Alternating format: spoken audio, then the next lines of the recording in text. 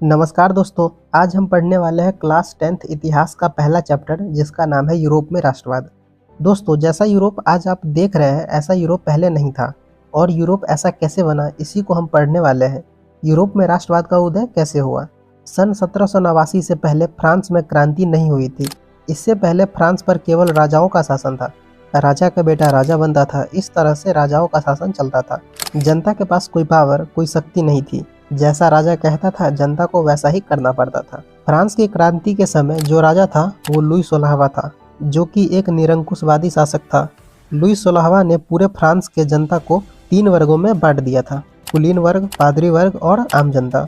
Louis 16वां का कहना था कि कुलीन वर्ग और पादरी वर्ग टैक्स नहीं देगा, क्योंकि जो कुलीन वर्ग थे वो राजाओं के सैनिक थे और अमीर भी थे, इसीलिए वो टैक्स नहीं देगा। और जो पादरी वर्ग थे वो चर्च में पूजा करते थे, उनसे टैक्स लेना पाप है, इसीलिए पादरी भी टैक्स नहीं देगा। अब जो आम जनता था, जिसमें गरीब किसान मजदूर आते थे, उनसे टैक्स लिया जाता था। जब लुई 16वां के पास पैसों की कमी हो जाती थी तब आम जनता को और भी ज्यादा टैक्स देना पड़ता था, जिससे फ्रांस की पूरी जनता परेशान हो चुकी थी और जनता के मन में राष्ट्रवाद की भावना उत्पन्न हो चुकी थी। लुई 16वां से परेशान होकर जनता ने 1789 ईस्वी में फ्रांसीसी क्रांति शुरू कर दी। जब फ्रांस की क्रांति हुई तो लुई 16वां को हार मानना पड़ा और फ्रांस की जनता की जीत हुई। अब फ्रांसीसी क्रांति के बाद फ्रांस में कुछ बदलाव देखने को मिले, जैसे कि पहले जो पावर राजाओं के पास था वो अब जनता के पास है। दूसरा, अपना देश अपने लोग, मतलब कि ये देश हमारा है और हम इस देश के नागरिक हैं। तीसरा, राजाओं के वक्त एक स्टेट जनरल हुआ करता था जहां राजा लोगों की सिर्फ सुनता था। अब वहां पर लोगों को रखा गया और स्टेट जनरल का नाम बदलकर नेशनल असेंबली रखा गया, जहां जनता जो बोलेगी वो करना पड़ेगा। और चौथा, फ्रांस के लिए 3 रंग का झंडा बनाया गया। फ्रेंच को राष्ट्रीय भाषा घोषित किया गया और नया राष्ट्रीय गान बनाया गया। कस्में वादे खाए गए अपने देश के नाम पर। अब एक फ्रांसीसी क्रांति के कारण लोगों को आज़ादी मिल चुका था, पर इस आज़ादी को वो अपने बाप का माल समझकर जो मन चाहे वो कर रहे थे। राजा हट चुका था, अब देश को कौन चलाएगा, इस बात को लेकर सब आपस में लड़ मर रहे थे। पूरा फ्रांस आग में जल रहा था। तभी उसी समय फ्रांस में एक हीरो की एंट्री होती है जिसका नाम था नेपोलियन बोनापार्टे। पांडे पांडे जी का बेटा फ्रांस में क्या कर रहा है? अरे भैया, वो नेपोलियन बोनापार्ट है। ओह, नेपोलियन बोनापार्ट है। अच्छा, मेरी गलती है, सॉरी। तो अब ये नेपोलियन बोनापार्ट कौन है? तो नेपोलियन का जन्म 15 अगस्त 1769 ईस्वी में हुआ था और ये फ्रांस की क्रांति में सेनापति के रूप में काम कर रहा था। नेपोलियन ने 1789 ईस्वी में फ्रांस की राजधानी में प्रवेश किया और 18 मई 1804 को वह फ्रांस का राजा बन गया। राजा बनने के बाद नेपोलियन ने फ्रांस के अंदर ऐसे ऐसे बदलाव किए कि पूरे यूरोप में फ्रांस का अलग ही दबदबा था। नेपोलियन ने अपना एक कानून बनाया जिसे नेपोलियन संहिता के नाम से भी जाना जाता है। तो नेपोलियन ने क्या कानून बनाया था उसे देखते हैं। पहला, सभी नागरिकों के लिए एक समान कानून बनाया गया। पहले ये होता था कि जो राजा के खास थे उसे अधिकार दिया जाता था, लेकिन आम जनता को नहीं। लेकिन अब वो चीज़ हट चुका था। दूसरा, अगर किसी के पास पैसा हो तो वो प्रॉपर्टी खरीद सकता है और उससे वह प्रॉपर्टी कोई छीन नहीं सकता। तीसरा, यातायात के साधन और संचार व्यवस्था को सस्ता कर दिया गया, जिससे व्यापार और तेज़ी से बढ़े। चौथा, सामंती व्यवस्था को खत्म कर दिया गया। पहले ये होता था कि जमींदार किसानों से काम करवा लेते थे और किसान को बहुत कम पैसा देते थे और सारा पैसा खुद ही रख लेते थे, लेकिन अब वो चीज़ हट चुका था। और पांचवा, विशेषाधिकार को खत्म कर दिया गया और शिक्षा व्यवस्था में सुधार किया गया। नेपोलियन के इस बदलाव से लोग इतना खुश हुए कि लोगों ने नेपोलियन को अपना मसीहा मान लिया। फ्रांस तो छोड़ो, फ्रांस के आसपास जितने भी देश थे वो नेपोलियन का स्वागत कर रहे थे, क्योंकि उनको लग रहा था कि नेपोलियन ही हमें राजाओं के सिस्टम से आज़ाद करवा सकता है। ऐसा इसलिए क्योंकि नेपोलियन जहाँ भी जा रहा था वहाँ से राजाओं का सिस्टम खत्म होता जा रहा था। लेकिन उन्हें क्या पता था कि जिस नेपोलियन को वो अपना हीरो समझ रहे हैं, दरअसल वो एक गुंडा था। देखो यार, दुनिया में हर इंसान परफेक्ट नहीं हो सकता। नेपोलियन के अंदर भी कुछ खामियां थी। तुम कह सकते हो कि थोड़ा बहुत नेपोलियन सन की इंसान था। वो आम लोगों के लिए मसीहा था, पर उनके खिलाफ जो बोलता था उसे कुछ दिक्कत होता था। तो नेपोलियन के अंदर क्या खामियां थी? पहला, राजनीतिक आज़ादी ना के बराबर थी। कोई नेपोलियन के खिलाफ कुछ बोल नहीं सकता था। दूसरा, नेपोलियन ने टैक्स को बढ़ा दिया, क्योंकि नेपोलियन ने यह सोच लिया था कि अपने देश को मैं विकसित करके रहूँगा। क्योंकि तुम्हें पता है कि देश को चलाने के लिए क्या चाहिए, टैक्स। इसके बिना देश चलेगा नहीं।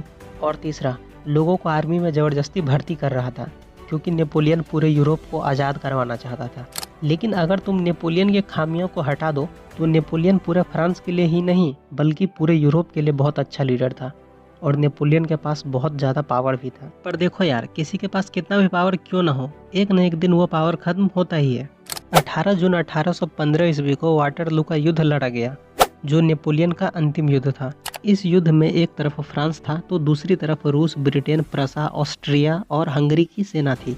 ये युद्ध नेपोलियन हार जाता है और नेपोलियन को कैदी बनाकर सेंट हेलेना नाम के एक टापू पर भेज दिया जाता है, जहां 52 वर्षों की आयु में 1821 ईस्वी में नेपोलियन की मृत्यु हो जाती है। अब जब नेपोलियन वाटरलू का युद्ध हार गया था तो 1815 ईस्वी में ऑस्ट्रिया की राजधानी वियना में एक सम्मेलन हुआ था, जिसे तुम अपनी भाषा में पंचायत भी कह सकते हो। और इस पंचायत का जो सरपंच था, मतलब कि वियना सम्मेलन की मेजबानी जो कर रहा था, वो ऑस्ट्रिया का चांसलर था, जिसका नाम था मटरनिक। मटर? मम्मी, ये मटर खेत से मेरे किताब में कैसे आ गए? अरे हरामखोर, वो मटर नहीं मेटरनिक है। पढ़ाने पे ध्यान दे ले चुपचाप। ओह, मेटरनिक है, सॉरी मम्मी, सॉरी। तो अब ये मेटरनिक कौन था? तो मेटरनिक ऑस्ट्रिया का एक चांसलर था और एक घोर प्रतिक्रियावादी राजा था। मेटरनिक का कहना था कि किसी राज्य में शासन तो करो लेकिन जनता की भलाई न करो। 1815 ईस्वी से लेकर 1848 ईस्वी तक के समय को ही मेटरनिक काल कहा जाता है। मेटरनिक का मूल मंत्र परिवर्तन में बाधा पहुंचाना था। जैसे कि पहला, यूरोप में कोई बदलाव न हो, क्योंकि मेटरनिक चाहता था जैसा यूरोप अभी है वैसा यूरोप बाद में भी रहे, इसीलिए यूरोप में विकास करना बंद कर दिया। दूसरा, सभी जगह पर पुरानी व्यवस्था को ही लागू करना। पुरानी व्यवस्था मतलब नेपोलियन के आने से पहले यूरोप में जैसी व्यवस्था थी, मेटरनिक वैसी ही व्यवस्था चाहता था, क्योंकि नेपोलियन ने पुरानी व्यवस्था को बदल दिया था। तीसरा, शासन तो करो लेकिन किसी तरह का कोई बदलाव या विकास नहीं होने दो, क्योंकि मेटरनिक का कहना था कि जैसा यूरोप अभी है वैसा ही यूरोप बाद में भी रहेगा। चौथा, प्रेस पर पाबंदी लगा दी, क्योंकि मेटरनिक चाहता था कि यूरोप के बारे में कोई कुछ छापे नहीं। पाँचवा, नुक्कड़ नाटक, भाषण, सामाजिक सभा पर पाबंदी लगा दी, क्योंकि मेटरनिक का कहना था कि अगर ये सब होगा तो जनता इससे प्रभावित होकर हमारे खिलाफ आंदोलन कर सकती है, इसीलिए इन सब पर पाबंदी लगा दी। और छठा, स्कूल और कॉलेज में जासूस लगा दिया गया, क्योंकि मेटरनिक का कहना था कि बच्चे स्कूल और कॉलेज में जाकर पढ़ाई करने के बजाय पूरा दिन इंस्टाग्राम पर रील्स देखते हैं। मम्मो, मेरा मतलब है कि मेटरनिक का कहना था कि बच्चे स्कूल और कॉलेज में जाकर पढ़ाई कर रहे हैं या उनके खिलाफ किसी चीज़ की प्लानिंग कर रहे हैं। अब देखो यार, जो वियना सम्मेलन हुआ था उसमें ब्रिटेन, रूस, प्रसा और ऑस्ट्रिया शामिल थी। वियना सम्मेलन का मुख्य उद्देश्य ये था कि नेपोलियन ने यूरोप में जितने भी कानून व्यवस्था लाया था उन सबको हटाकर पुरानी व्यवस्था लागू करना था। तो देखो यार, नेपोलियन ने विकास आंदोलन चलाया था जिससे यूरोप में बहुत विकास हुआ था, लेकिन वियना सम्मेलन ने विकास आंदोलन को खत्म कर दिया और कहा गया यूरोप में जैसी स्थिति है वैसी ही रहनी चाहिए, इसमें कोई परिवर्तन नहीं होगा। तो वियना सम्मेलन में क्या क्या फैसले लिए गए उसे देख लेते हैं। पहला, नेपोलियन ने जितने भी राज्य और जितने भी जमीन को जीत लिया था उसे वापस करने को कहा गया। दूसरा, इटली को छोटे छोटे राज्यों में खंडित कर दिया गया। तीसरा, फ्रांस को 2 हिस्सों में बांट दिया गया और फ्रांस के ऊपर भारी जुर्माना लगा दिया गया। और चौथा, बुर्बो राजवंश की पुनर्स्थापना हुई और लुई 18वां को गद्दी पर बैठा दिया गया। अब ये लुई 18वां कौन है? तो लुई 18वां लुई 16वां के ही खानदान का ही था। वियना सम्मेलन के बाद सन 1815 को लुई 18वां को फ्रांस का राजा बना दिया गया और ठीक 9 साल बाद सन 1824 ईस्वी को लुई 18वां की मृत्यु हो जाती है। अब देखो यार, एक बार फिर से फ्रांस में कोई राजा नहीं था। पूरे फ्रांस की जनता यही सोच रही थी कि लुई 18वां तो मर गया है, अब देश को कौन चलाएगा। तभी उसी समय बुर्बो राजवंश का ही एक आदमी राजा बना जो लुई 18वां का भाई था, जिसका नाम था चार्ल्स दशम। जब चार्ल्स दशम राजा बना तो उसने भी कुछ नियम कानून बनाए, जैसे कि पहला, चर्च शक्ति को बढ़ा दिया, मतलब कि जो पादरी था उसको कुछ ज़्यादा ही अधिकार दे दिया गया। दूसरा, मताधिकार सीमित कर दिया गया, मतलब कि जो आम जनता था वो वोट नहीं दे सकता है। अगर कोई वोट देगा तो वो है सामंती लोग जैसे कि ज़्यादा पैसे वाले और ज़मींदार। और तीसरा, पोलिगनेक को प्रधानमंत्री बनाया। अब ये पोलिगनेक कौन है? तो पोलिगनेक भी एक प्रतिक्रियावादी इंसान था। तुम कह सकते हो कि ये भी मेटरनिक की तरह ही था, क्योंकि इनसे भी जनता की खुशी देखी नहीं जाती थी। ये भी जनता के लिए कुछ काम नहीं करते थे। अब देखो यार, पोलिगनेक के प्रधानमंत्री बनने से पहले फ्रांस में लगभग सब कुछ ठीक ठाक चल रहा था। पर देखो यार, कोई भी कितना भी अच्छा इंसान क्यों न हो, उनसे एक न एक गलती हो ही जाती है। चार्ल्स दशम की सबसे बड़ी गलती यही थी कि उसने पोलिगनेक को प्रधानमंत्री बनाया, क्योंकि जनता अपनी वोटिंग से किसी और को प्रधानमंत्री बनाना चाहता था। लेकिन फ्रांस में अभी भी पोलिंगने के प्रधानमंत्री बनने के बाद लगभग सब कुछ ठीक ठाक चल रहा था। लेकिन बात उस समय बिगड़ गई जब पोलिंगनेक ने 25 जुलाई 1830 को 4 नियम बनाया।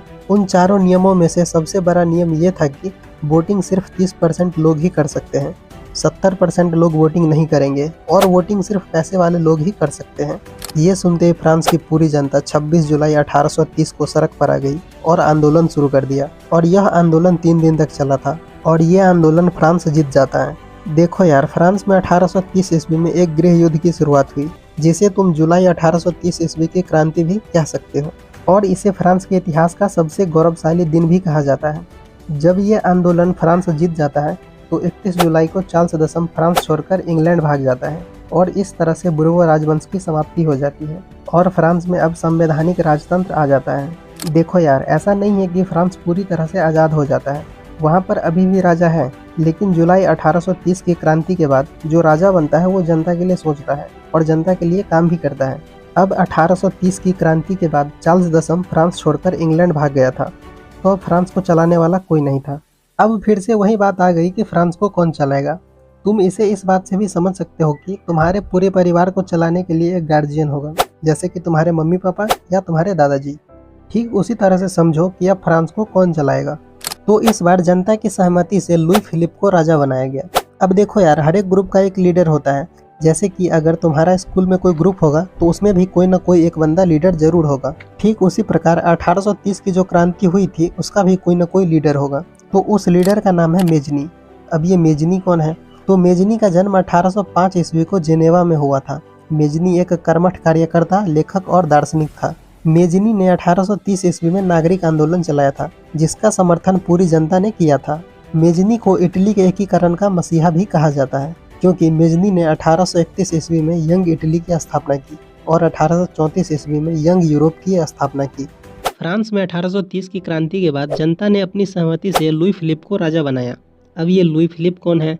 तो लुई फिलिप एक महत्वाकांक्षी राजा था जो आर्लेयंस वंश का था। लुई फिलिप ने अपने शासनकाल में फ्रांस की जनता को 2 वर्गों में बांट दिया था, पैसे वाले लोग और मजदूर। जो पैसे वाले लोग थे उसमें जमींदार और फैक्ट्री के मालिक आते थे और जो मजदूर थे उसमें आम मजदूर आते थे जो जमींदार के खेत में और फैक्ट्री में काम करते थे। जो जमींदार और फैक्ट्री के मालिक थे वो मजदूरों को 8 घंटा काम करवाने के बजाय 14 घंटे काम करवाते थे और जब कोई मजदूर बीमार पड़ जाता था तो उसको काम से निकाल दिया जाता था। और जो लुई फिलिप था, जिसे जनता ने अपनी सहमति से राजा बनाया था, वो लुई फिलिप अब जनता के लिए कुछ कर नहीं रहा था। तुम कह सकते हो कि लुई फिलिप राजा के भेष में एक विलन था। अब बात यहाँ पर यह आती है कि जब लुई फिलिप को जनता ने राजा बनाया था तो वो मजदूरों के लिए क्यों नहीं सोच रहा था? तो लुई फिलिप मजदूरों के लिए इसलिए नहीं सोच रहा था क्योंकि जो अमीर लोग थे, जैसे कि जमींदार और फैक्ट्री के मालिक, वो राजा को बहुत ज़्यादा टैक्स देते थे। जो लुई फिलिप था उसको जनता ने अपनी भलाई के लिए राजा बनाया था, पर नहीं, लुई फिलिप को चाहिए था पैसा, क्योंकि उसको सिर्फ पैसों से मतलब था। देखो यार, फ्रांस में इतना कुछ होने के बाद भी जनता जैसे तैसे जी रही थी, लेकिन बात उस समय बिगड़ गई जब लुई फिलिप ने गीजो नाम के आदमी को प्रधानमंत्री बनाया। जो गीजो था वो भी मेटरनी की तरह ही निरंकुशवादी इंसान था। गीजो ने भी मजदूरों के लिए कुछ नहीं किया और उसने अपना पूरा समर्थन पूंजीपतियों को दिया, क्योंकि गीजो को भी सिर्फ पैसों से मतलब था। अब मजदूरों के मन में लुई फिलिप के खिलाफ विरोध आने लगा। फ्रांस में इतना कुछ होने के बाद बेरोजगारी, भूखमरी, गरीबी आ गई। तो देखो यार, 22 फरवरी 1848 को थेथर्स के नेतृत्व में एक विशाल भोज का आयोजन किया गया जिसमें मजदूरों और मध्यम वर्ग के लोगों को बुलाया गया और लुई फिलिप को गद्दी से हटाने के लिए आंदोलन शुरू कर दिया और ये आंदोलन 2 दिनों तक चला था। 24 फरवरी 1848 को लुई फिलिप गद्दी छोड़कर इंग्लैंड भाग जाता है। इस क्रांति को ही पूरे विश्व भर में 1848 की क्रांति के नाम से भी जाना जाता है। अब देखो यार, एक बार फिर से फ्रांस में कोई राजा नहीं था, तो इस बार जनता ने लुई नेपोलियन को राजा बनाया। और लुई नेपोलियन एक ऐसा राजा था जिसने फ्रांस पर सबसे ज़्यादा दिनों तक शासन किया था। लुई नेपोलियन ने 1848 से लेकर 1871 ईस्वी तक फ्रांस पर शासन किया। तो देखो यार, ये तो थी फ्रांस की कहानी जो यहाँ पर ख़त्म हो जाती है। अब हमें इस चैप्टर में 3 और टॉपिक पढ़ने हैं, जो कि है यूनान में स्वतंत्रता की कहानी, इटली का एकीकरण और जर्मनी का एकीकरण। तो सबसे पहले हम समझते हैं यूनान में स्वतंत्रता की कहानी। तो यूनान एक प्राचीन देश है जिसका नाम बदलकर ग्रीस रख दिया गया है। यूनान एक ऐसा देश है जहाँ से सभ्यता का विकास हुआ था। यूनान का जो राजा था वो भोगविलासी राजा था। भोगविलासी राजा मतलब खाया पिया, ऐश मौज करा, दरबार में 5 लड़कियां नाच रही है, ना कोई काम धंधा करना, तो यूनान का ऐसा राजा था। लेकिन तुर्की ने यूनान पर हमला करके यूनान को अपना गुलाम बना लिया। अब यूनान तुर्की से आज़ाद होना चाहता था, तो यूनान ने एक गुप्त संस्था बनाई जिसका नाम था हिटोरिया फिलाइड। तुर्की और यूनान के बीच युद्ध होता गया, लेकिन तुर्की ने यूनान को अभी भी गुलाम बना रखा था। बात उस समय बिगड़ गई जब इंग्लैंड के एक कवि की हत्या यूनान में हो जाती है। उस कवि का नाम था लॉर्ड बायरन। जब लॉर्ड बायरन की हत्या हुई तो आंदोलन बहुत ज़्यादा बढ़ गया। अब तुर्की धीरे धीरे कमज़ोर पड़ने लगा, जिस कारण से तुर्की को यूरोप का मरीज भी कहा जाता है। 1827 ईस्वी में रूस, फ्रांस, ब्रिटेन ने मिलकर तुर्की पर दबाव बनाया कि यूनान को आज़ाद कर दो। ठीक 2 साल बाद 1829 ईस्वी को एक समझौता हुआ जिसे एड्रियानो पूल की संधि कहा जाता है। इस संधि में कहा गया कि जल्दी से जल्दी यूनान को आज़ाद कर दो। और ठीक 3 साल बाद 1832 ईस्वी को एक संधि हुआ जिसे कुस्तुनतुनिया की संधि कहा जाता है, और इस संधि के बाद यूनान को आज़ाद कर दिया गया। तो अब हम समझते हैं इटली के एकीकरण को। तो वियना सम्मेलन के बाद मेटरनिक ने इटली को छोटे छोटे राज्यों में खंडित कर दिया था, जिससे जनता के मन में राष्ट्रवाद की भावना उत्पन्न होने लगी थी। उसी समय इटली में 3 लोगों की एंट्री होती है, मेजनी, गैरीवाल्डी और काउंट कावूर। तो जो मेजनी है उसे इटली के एकीकरण का मसीहा भी कहा जाता है। मेजनी ने 1820 ईस्वी में कार्बोनरी संगठन की स्थापना की और 1830 ईस्वी में नागरिक आंदोलन चलाया था। मेजनी ने 1831 ईस्वी में यंग इटली की स्थापना की और 1834 ईस्वी में यंग यूरोप की स्थापना किया था। मेजनी ने इतना कुछ इसलिए किया था जो इटली के छोटे छोटे टुकड़े हुए थे वो एक साथ मिलकर एक देश बन जाए। और जो गैरीवाल्डी था वो पेशे से एक नाविक था। गैरीवाल्डी को इटली के एकीकरण का तलवार भी कहा जाता है, क्योंकि जब गैरीवाल्डी युद्ध करता था तो उसकी तलवार बोलती थी। गैरीवाल्डी ने एक संगठन बनाया था जिसका नाम था लाल कुर्ती, जिसमें उन्होंने 10,000 सैनिकों को भर्ती किया और सिसिली और नेपल्स जैसे राज्यों को हराकर उस पर कब्जा कर लिया। गैरीवाल्डी ने अपना जीता हुआ सारा क्षेत्र इटली के राजा विक्टर एमेनुअल को दे देता है और खुद एक साधारण किसान की जिंदगी जीने लगता है। और जो काउंट कावूर था वो सफल कूटनीतिज्ञ और राष्ट्रवादी इंसान था और वो निरंकुशवाद का सबसे बड़ा विरोधी था। काउंट कावूर ने इटली की समस्या को पूरे यूरोप की समस्या बना दिया, क्योंकि काउंट कावूर को पता था कि इटली के एकीकरण में सबसे बड़ा बाधा ऑस्ट्रिया है। क्योंकि देखो यार, तुम्हें भी पता है ऑस्ट्रिया में अभी भी मेटरनिक है और मेटरनिक बहुत ज्यादा शक्तिशाली था, तो मेटरनिक के रहते इटली का एकीकरण नहीं होता। 1849 ईस्वी को विक्टर एमेनुअल को सार्डिनिया पिडमाउंट का राजा बनाया गया। सार्डिनिया पिडमाउंट इटली का सबसे शक्तिशाली जगह था और 1850 को काउंट कावूर को सार्डिनिया पिडमाउंट का वित्त मंत्री बनाया गया और 1852 को प्रधानमंत्री बना दिया गया। प्रधानमंत्री बनने के बाद काउंट कावूर ने सोचा अगर इटली का एकीकरण करना है तो मेटरनिक को हराना पड़ेगा। तभी ठीक 1 साल बाद 1853 से 1854 के बीच क्रीमिया और ऑस्ट्रिया में युद्ध हो गया। तो काउंट कावूर ने मेटरनिक को हराने के लिए 15,000 सैनिक क्रीमिया की तरफ से लड़ने के लिए भेज दिया। अब देखो यार, मेटरनिक हारता तो नहीं है, लेकिन जो मेटरनिक की सेना थी वो थोड़ी कमजोर हो गई। काउंट कावूर ने 1858 में फ्रांस के राजा लुई नेपोलियन से समझौता कर लिया और कहा गया कि हम दोनों मिलकर काम करेंगे। 1859 को ऑस्ट्रिया की शक्तिशाली जगह लोम्बार्डी पर कब्जा करके सार्डिनिया पिडमाउंट में मिला लिया और ठीक 3 साल बाद 1862 में काउंट कावूर की मृत्यु हो जाती है और वह इटली का एकीकरण नहीं देख पाता है। 1866 को सेडोवा का युद्ध हुआ जिसमें प्रसा और ऑस्ट्रिया लड़ रहा था। इस युद्ध में ऑस्ट्रिया हार जाता है और 1870 में सेडोन का युद्ध होता है जिसमें प्रसा और फ्रांस लड़ रहा था। इस युद्ध में फ्रांस हार जाता है। विक्टर एमेनुअल ने इस परिस्थिति का फायदा उठाया और जो रोम पहले फ्रांस में था उसको इटली में मिला लिया और रोम को इटली की राजधानी घोषित कर दिया गया। अब देखो यार, ऑस्ट्रिया का अंत हो चुका था। अब इटली के एकीकरण में कोई बाधा, कोई अड़चन नहीं थी, तो इस तरह से इटली का एकीकरण हो जाता है। तो अब हम समझते हैं जर्मनी के एकीकरण को। तो जर्मनी पहले 300 छोटे छोटे गणराज्यों में बटा हुआ था और जब 1815 ईस्वी में वियना सम्मेलन हुआ था तो मेटरनिक को जर्मन महासंघ का अध्यक्ष बनाया गया था। जब 1861 ईस्वी में विलियम प्रथम प्रसा का शासक बना तो उसने ठीक 1 साल बाद 1862 ईस्वी में बिस्मार्क को प्रसा का चांसलर बना दिया। चांसलर मतलब जिसे तुम प्रधानमंत्री भी कह सकते हो। अब ये बिस्मार्क कौन था? तो बिस्मार्क एक सफल कूटनीतिज्ञ था। कूटनीतिज्ञ मतलब वैसा इंसान जिसके पास दिमाग बहुत ज़्यादा हो और वह हर काम दिमाग से करता हो। बिस्मार्क का कहना था कि अगर हम जर्मनी के एकीकरण के बारे में सोचते ही रहेंगे तो कुछ नहीं होगा। इसके लिए हमें एक सेना बनानी पड़ेगी और युद्ध लड़ना पड़ेगा। इसलिए बिस्मार्क ने रक्त और लौह की नीति अपनाई और उसने एक सेना का संगठन किया। बिस्मार्क ने 1864 ईस्वी में ऑस्ट्रिया के साथ मिलकर डेनमार्क पर हमला कर दिया और डेनमार्क के 2 राज्यों स्लेस्विंग और होल्स्टीन पर कब्जा कर लिया। अब देखो यार, ये बात बिस्मार्क और पूरे जर्मनी को पता था कि जब तक मेटरनिख जिंदा है तब तक जर्मनी का एकीकरण संभव नहीं है। तो इसीलिए बिस्मार्क ने 1865 ईस्वी में फ्रांस और इटली से संधि कर लिया और बिस्मार्क ने फ्रांस को कहा कि अगर हम ऑस्ट्रिया के साथ युद्ध करेंगे तो आप बीच में मत आना, और बिस्मार्क ने इटली को कहा कि अगर हम ऑस्ट्रिया से युद्ध करेंगे तो आप अपनी सेना हमें देंगे। तो इस बात के लिए इटली मान जाता है, क्योंकि देखो यार, तुम्हें भी पता है ऑस्ट्रिया ने इटली, फ्रांस, जर्मनी सबका जीना हराम कर दिया था। 1866 ईस्वी में सेडोवा का युद्ध हुआ था जिसमें प्रसा ने ऑस्ट्रिया को हरा दिया।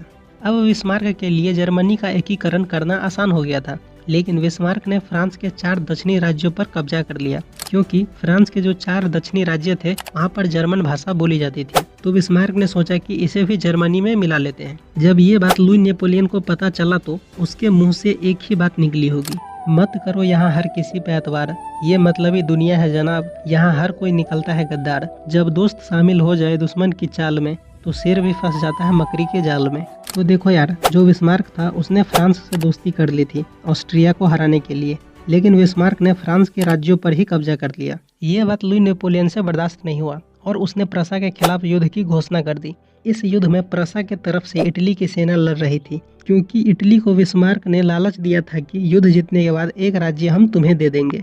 और ये युद्ध 1870 ईस्वी को हुआ था, जिसे सेडोन का युद्ध भी कहा जाता है, और ये युद्ध फ्रांस हार जाता है। और 10 मई 1871 ईस्वी को फ्रैंकफर्ट की संधि होती है। इस संधि में रोम इटली को दे दिया गया और प्रसा का नाम बदलकर जर्मनी रख दिया गया, और इस तरह से 10 मई 1871 को इटली और जर्मनी का एकीकरण पूरा हो गया। तो ये चैप्टर यहीं पर खत्म हो जाता है। तो आपको कौन कौन से सब्जेक्ट पर वीडियो चाहिए नीचे कमेंट करके बता दीजिए। और हाँ, अगर वीडियो आपको पसंद आई हो तो वीडियो को लाइक कर दीजिए और चैनल को सब्सक्राइब करना भूलना नहीं। आगे ऐसी ही 10th क्लास की मज़ेदार वीडियो देखने के लिए मिलते हैं हम अगले वीडियो में। तब तक के लिए bye bye and take care.